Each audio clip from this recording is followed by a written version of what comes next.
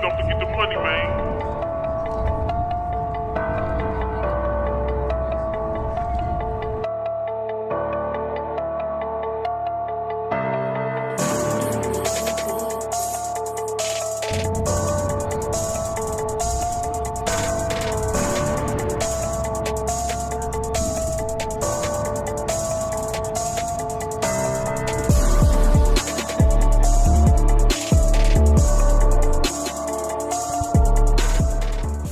What's good? Matt Clark here at the new Matt Clark.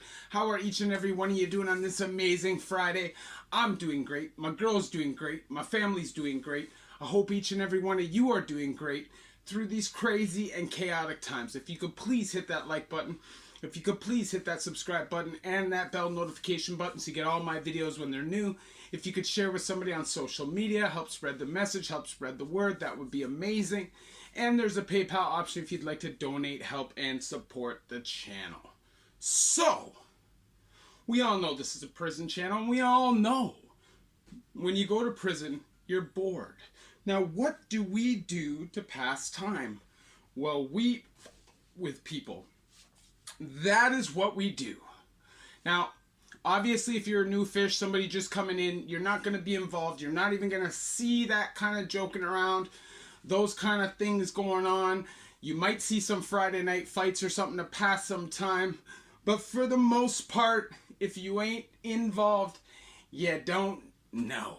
But what I will say is, some of the funniest situations I've had in my life have come in prison. Some people are very clever at making things funny.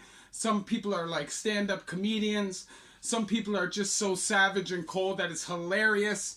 You just don't know, but you really have some funny moments. So I'm going to tell you about a couple of those circumstances. So back in 2005, when I came back to Fembrook, I was in Edgewood building, and this guy lived on my range that used to tattoo. He did the tattoo on my back. It's horrible. Definitely will be covered up, and we almost fought over that, but that's a different story. We used to make donuts, these delicious, amazing homemade donuts. What we'd do, we'd take 2 pieces of bread, we'd fill it up with either like lemon pie filling or chocolate pie filling, or, you could put Mars bars, whatever you wanted. We'd cut the bread into 4 pieces, cut off the crust, dip them in pancake batter, fry them up, roll them in cinnamon sugar, and they're just as good as any donut you would get in a donut shop for a fraction of the price. At least we thought so while doing time. Well, this specific time we were making these lemon donuts, and they were amazing. They had icing sugar all over them, and there was a certain man on our range looking over, feeling like he wanted some of those donuts. People weren't 100% a fan of this guy. He moved weird, he was kind of shady, and the only reason why he was really there is because he could tattoo. We used to with this guy a lot. I remember a specific time when he went out to work in the morning. We cracked about 8 full cans of sardines, put them in a recycling bin, put them under his room door, and locked the room. So they just stewed in there and stewed in there. He had to fish his key out, which he mistakenly left in the door that day. Crap happens. So anyways, we were making these lemon donuts, and we decided we'll give him a couple donuts, but there's something we got to do first. So we took a piece of bread. We filled it up with cigarette butts, cleaning material, dish soap. We dripped the juice out of a pop can that was full of cigarette butts, and we fried us up some donuts. This person was about to eat one of the absolute most disgusting donuts in the world, and he didn't even know it. Because what we did is we put the gross donut on the bottom of the pile, and we put the delicious donut on the top. And just watching him, this is such a delicious donut. And then watching him decide that it's a good idea to bite off half of that second donut and vomit profusely all over the place. Now, any person, for the most part, would probably start swinging, but this person didn't have that in them, I guess. And we really didn't care if he decided to do that.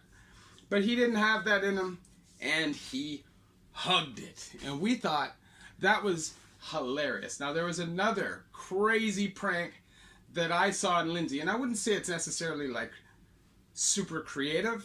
I wouldn't say it's necessarily super funny, but it was disgusting. So this dude knew this man was going to court.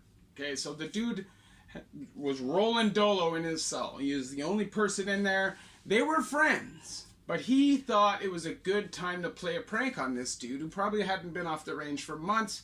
He was a regular on the block. And what did this man do? This man went into his cracked cell and took a huge deuce, 3-coiler. But hear this out first. He laid toilet paper all in the toilet, thick in the toilet. So that just sat on top, exposed in the air. Just literally, just perforating smell all over the place. Shut the door, and that sat in there the whole day while man was at court. And what happened? The man literally came back from court, cracked the cell, because, you know, most of the time they'll bring you up before they crack everybody out in the evening. So you usually come up like 5:45, 5:50 in Lindsay.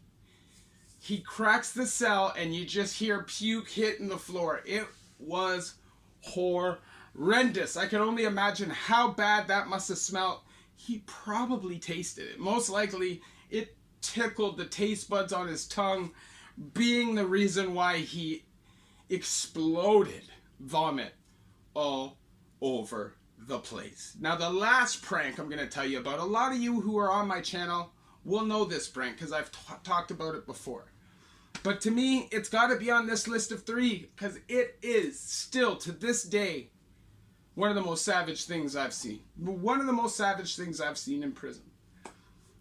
We were on a block in prison, and you know, things are going on. You know, everybody is moving and shaking, and there's some people that want to be involved, and they don't care what it takes to be involved. They don't care. They'll hold on to things. They'll bang lighters. They'll bang jiggas. They're not even using the stuff. They just want to fit in. And in this case, some crap went down. They ran up to the man. They said, "Yo, bro, the feds are coming. Bang this." The man banged it. Later on that day, they told the man to go break it up and ball up a spliff. Go break it up, man. Roll one up for the man. You know what happened, right?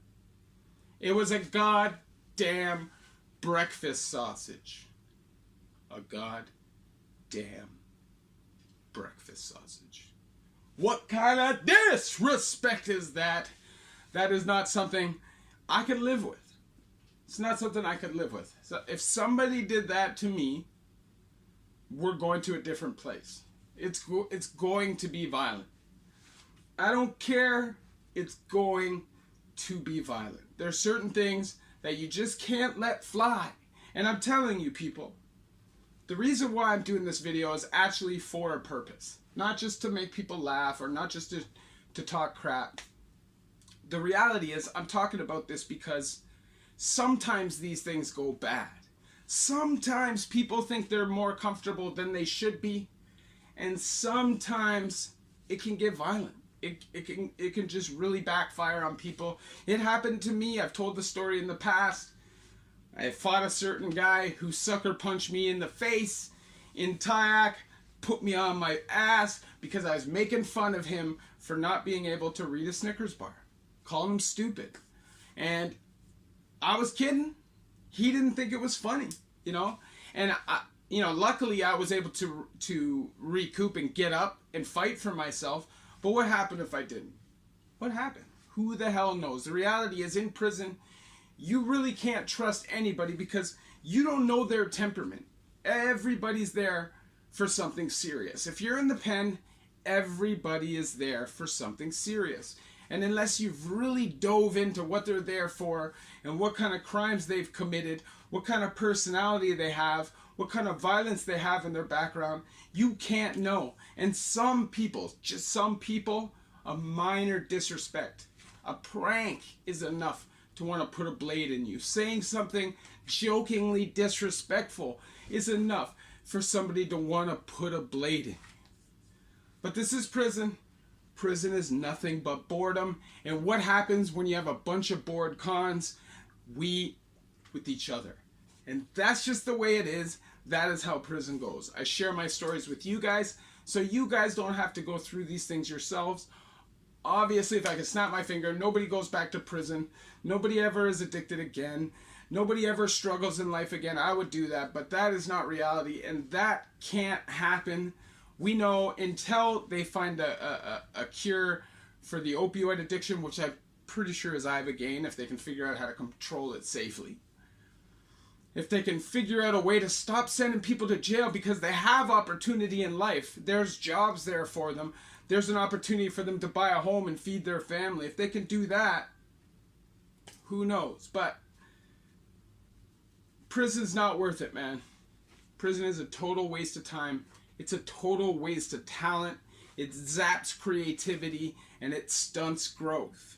The reason why you see those pranks are because some people are literally stuck in their teenage years, even though they're 40, 50 years old. And it's not always a good look. It's not always a good look. You know, I remember a certain old lifer that was in Fembrook.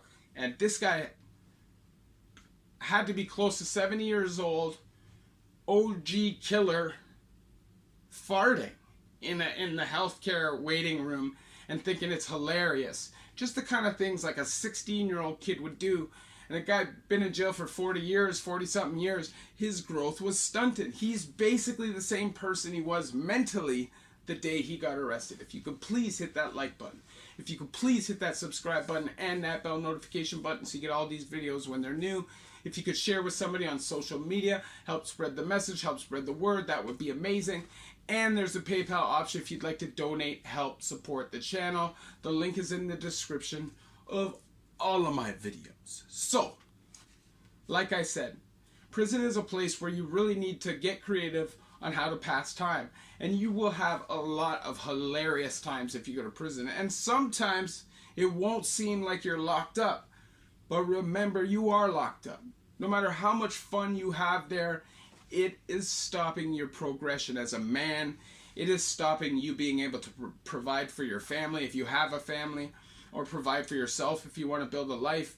And it is a system designed for you to stay on that hamster wheel and come in like a revolving door policy. It is not set up for you to be successful. It is set up for you to fail. And once you're in that system, it's almost impossible to get out of it. Love each and every one of you at the new Matt Clark.